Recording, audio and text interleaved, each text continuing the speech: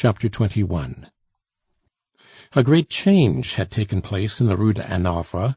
The Count and Countess Popinot and the young people would not allow the president and his wife to leave the house that they had settled upon their daughter, to pay rent elsewhere. Monsieur and Madame la Présidente, therefore, were installed on the second floor, now left at liberty, for the elderly lady had made up her mind to end her days in the country. Madame Camusot took Madeleine Vivet, with her cook and her manservant, to the second floor, and would have been as much pinched for money as in the early days, if the house had not been rent-free, and the president's salary increased to 10,000 francs. This aurea mediocritas was but little satisfactory to Madame de Marville. Even now she wished for means more in accordance with her ambitions. For when she handed over their fortune to their daughter, she spoiled her husband's prospects. Now Amélie had set her heart upon seeing her husband in the Chamber of Deputies. She was not one of those women who find it easy to give up their way, and she by no means despaired of returning her husband for the arrondissement in which Marville is situated. So for the past 2 months she had teased her father-in-law, Monsieur le Baron Camusot, for the new peer of France had been advanced to that rank, and done her utmost to extort an advance of 100,000 francs of the inheritance which one day would be theirs. She wanted, she said, to buy a small estate worth about 2,000 francs per annum, set like a wedge within the Marville lands. There she and her husband would be near their children and in their own house, while the addition would round out the Marville property. With that, the Présidente laid stress upon the recent sacrifices which she and her husband had been compelled to make in order to marry Cécile to Viscount Popinot, and asked the old man how he could bar his eldest son's way to the highest honours of the magistracy, when such honours were only to be had by those who made themselves a strong position in Parliament. Her husband would know how to take up such a position, he would make himself feared by those in office, and so on, and so on. "They do nothing for you unless you tighten a halter round their necks to loosen their tongues," said she. "They are ungrateful. What do they not owe to Camusot? Camusot brought the House of Orléans to the throne by enforcing the ordinances of July." Monsieur Camusot senior answered that he had gone out of his depth in railway speculations. He quite admitted that it was necessary to come to the rescue, but put off the day until shares should rise, as they were expected to do. This half-promise, extracted some few days before Fraisier's visit, had plunged the Présidente into depths of affliction. It was doubtful whether the ex-proprietor of Marville was eligible for re-election without the land qualification. Fraisier found no difficulty in obtaining speech of Madeleine Vivet. Such viper natures own their kinship at once. "I should like to see Madame la Présidente for a few moments, mademoiselle," Fraisier said in bland accents. "I have come on a matter of business which touches her fortune. It is a question of a legacy, be sure to mention that. I have not the honor of being known to Madame la Présidente, so my name is of no consequence. I am not in the habit of leaving my chambers, but I know the respect that is due to a president's wife, and I took the trouble of coming myself to save all possible delay." The matter thus broached, when repeated and amplified by the waiting maid, naturally brought a favorable answer. It was a decisive moment for the double ambition hidden in Fraisier's mind. Bold as a petty provincial attorney, sharp, rough-spoken, and curt as he was, he felt as captains feel before the decisive battle of a campaign. As he went into the little drawing-room where Amélie was waiting for him, he felt a slight perspiration breaking out upon his forehead and down his back. Every sudorific hitherto employed had failed to produce this result upon a skin which horrible diseases had left impervious. "Even if I fail to make my fortune," said he to himself, "I shall recover. Poulain said that if I could only perspire, I should recover." The Présidente came forward in her morning gown.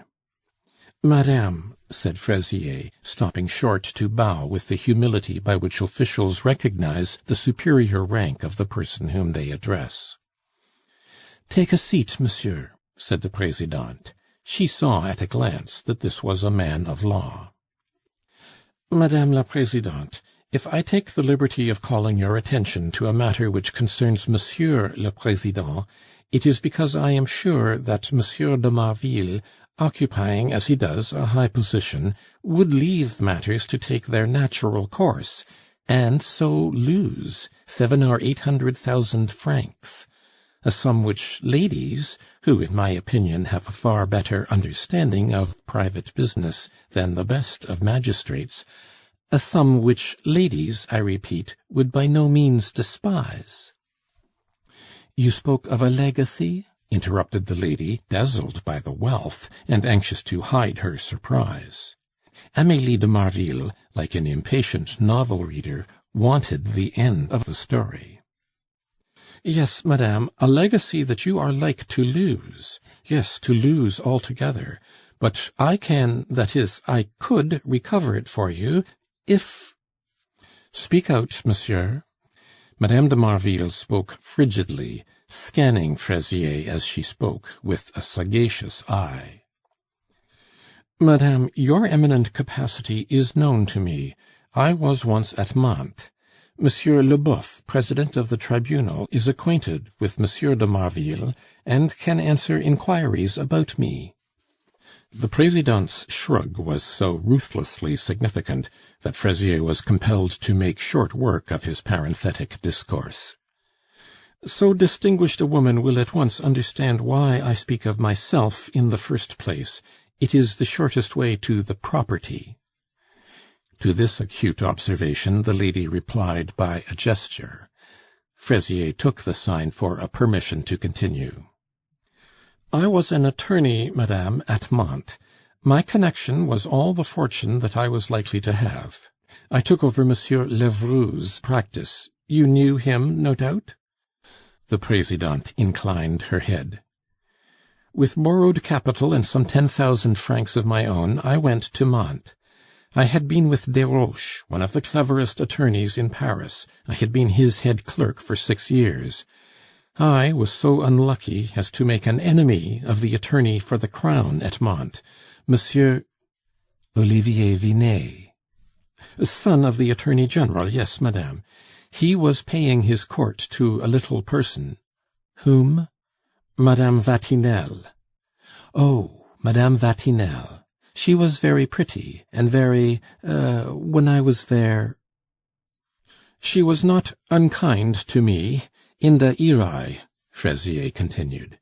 "I was industrious, I wanted to repay my friends and to marry, I wanted work, I went in search of it, and before long I had more on my hands than anybody else. Bah! I had every soul in Mantes against me, attorneys, notaries, and even the bailiffs. They tried to fasten a quarrel on me. In our ruthless profession, as you know, madame, if you wish to ruin a man, it is soon done. I was concerned for both parties in a case, and they found it out. It was a trifle irregular, but it is sometimes done in Paris. Attorneys in certain cases hand the rhubarb and take the senna. They do things differently at Mantes. I had done Monsieur Bouillonnet this little service before, but, egged on by his colleagues and the attorney for the Crown, he betrayed me. I am keeping back nothing, you see.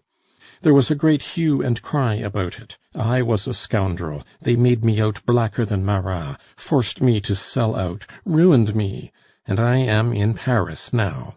I have tried to get together a practice, but my health is so bad that I have only 2 quiet hours out of the 24. At this moment I have but one ambition, and a very small one. Some day," he continued, "you will be the wife of the Keeper of the Seals, or of the Home Secretary, it may be.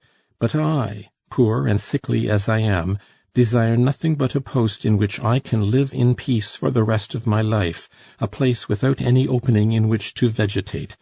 I should like to be a justice of the peace in Paris.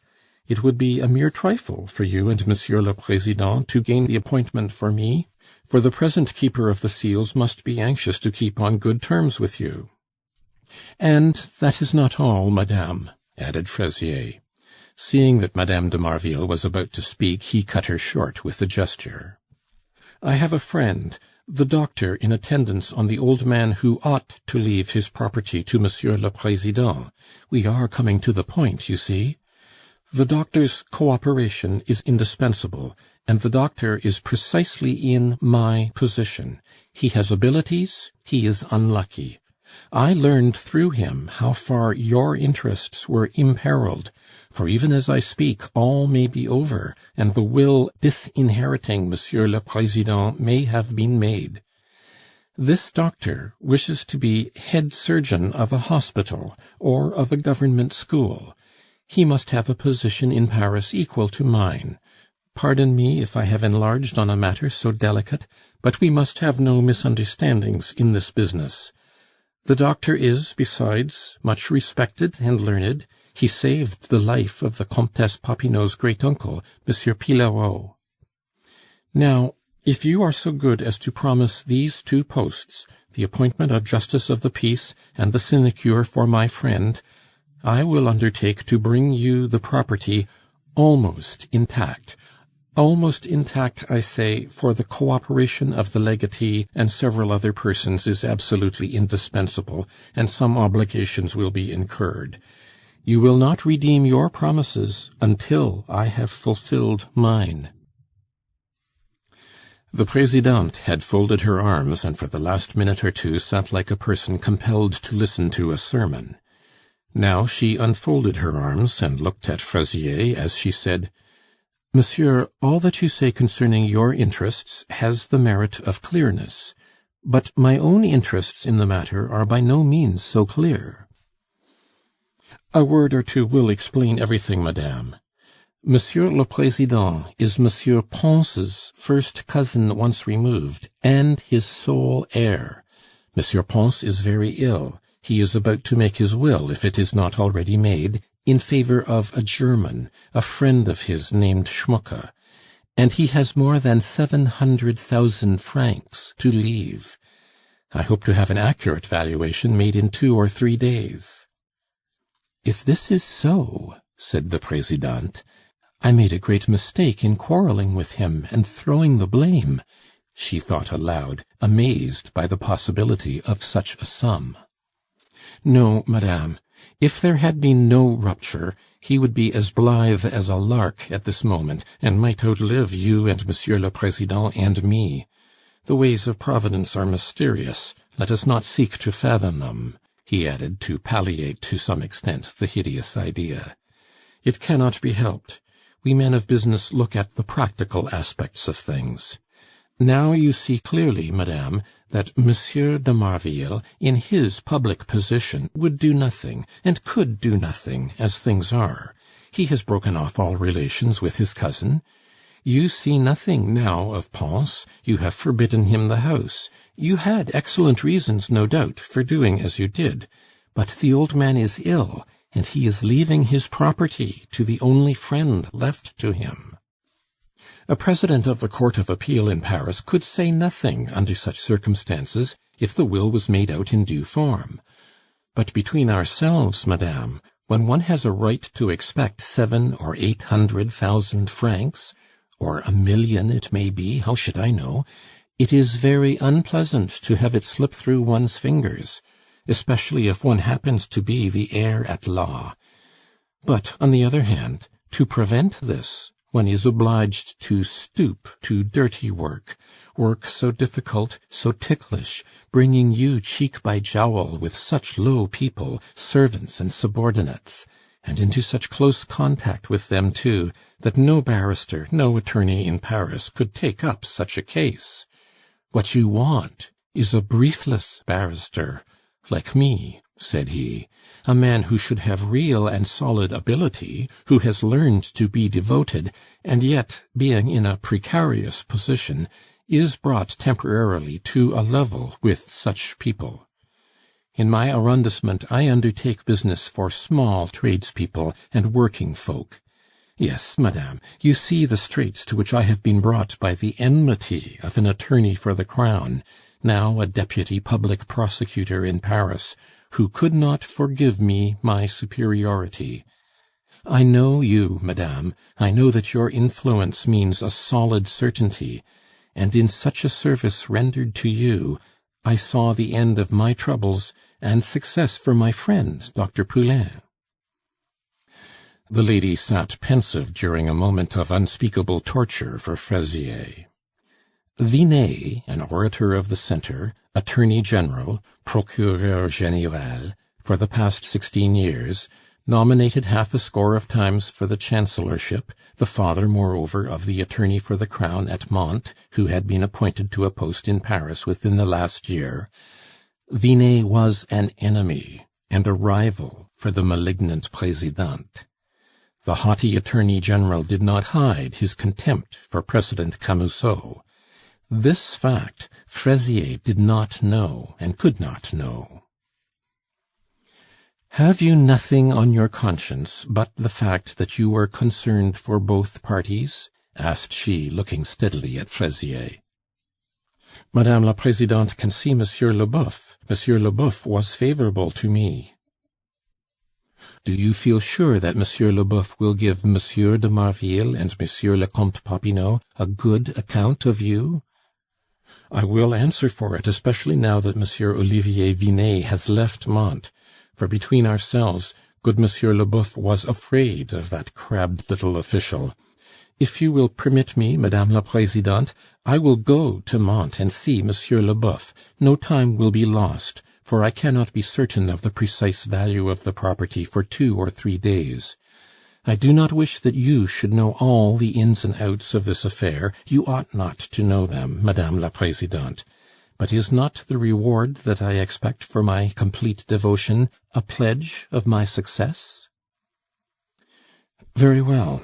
If Monsieur Leboeuf will speak in your favor, and if the property is worth as much as you think, I doubt it myself, you shall have both appointments, if you succeed, mind you."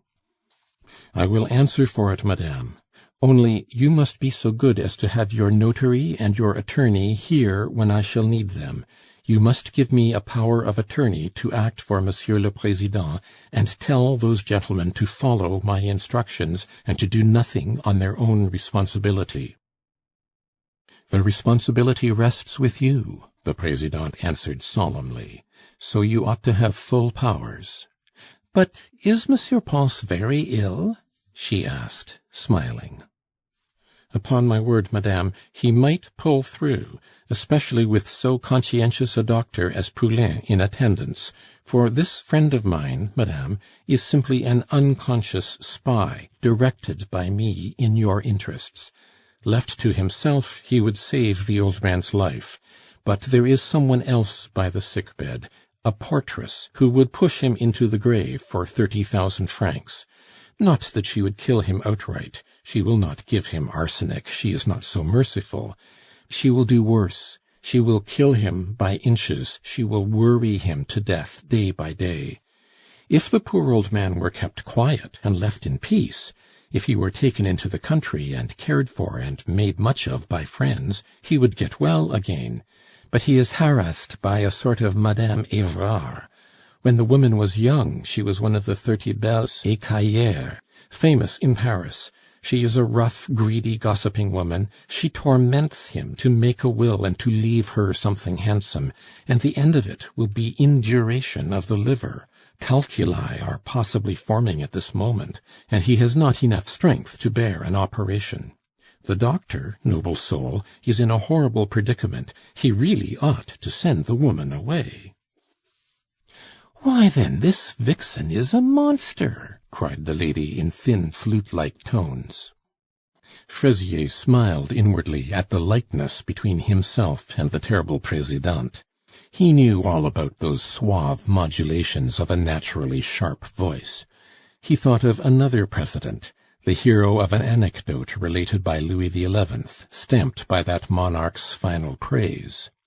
Blessed with a wife after the pattern of Socrates' spouse, and ungifted with the sage's philosophy, he mingled salt with the corn in the mangers, and forbade the grooms to give water to the horses. As his wife rode along the Seine towards their country house, the animals bolted into the river with the lady, and the magistrate returned thanks to Providence for ridding him of his wife in so natural a manner. At this present moment, Madame de Marville thanked Heaven for placing at Pons' bedside a woman so likely to get him decently out of the way. Aloud she said, "I would not take £1,000,000 at the price of a single scruple. Your friend ought to speak to Monsieur Pons and have the woman sent away." "In the first place, madame, Messieurs Schmucke and Pons think the woman an angel. They would send my friend away. And secondly, the doctor lies under an obligation to this horrid oyster woman. She called him in to attend Monsieur Pillerault. When he tells her to be as gentle as possible with the patient, he simply shows the creature how to make matters worse. What does your friend think of my cousin's condition?" This man's clear businesslike way of putting the facts of the case frightened Madame de Marville. She felt that his keen gaze read the thoughts of a heart as greedy as La Cibot's own. "In 6 weeks the property will change hands." The Presidente dropped her eyes. "Poor man!" she sighed, vainly striving after a dolorous expression. "Have you any message, madame, for Monsieur Leboeuf? I am taking the train to Mantes." "Yes, wait a moment, and I will write to ask him to dine with us to-morrow. I want to see him so that he may act in concert to repair the injustice to which you have fallen a victim." The Presidente left the room. Fraisier saw himself a justice of the peace. He felt transformed at the thought, he grew stouter, his lungs were filled with the breath of success, the breeze of prosperity. He dipped into the mysterious reservoirs of volition for fresh and strong doses of the divine essence. To reach success, he felt, as Remonencq half felt, that he was ready for anything, for crime itself, provided that no proofs of it remained. He had faced the Presidente boldly, he had transmuted conjecture into reality, he had made assertions right and left, all to the end that she might authorize him to protect her interests and win her influence. As he stood there, he represented the infinite misery of 2 lives, and the no less boundless desires of 2 men. He spurned the squalid horrors of the Rue de la Perle.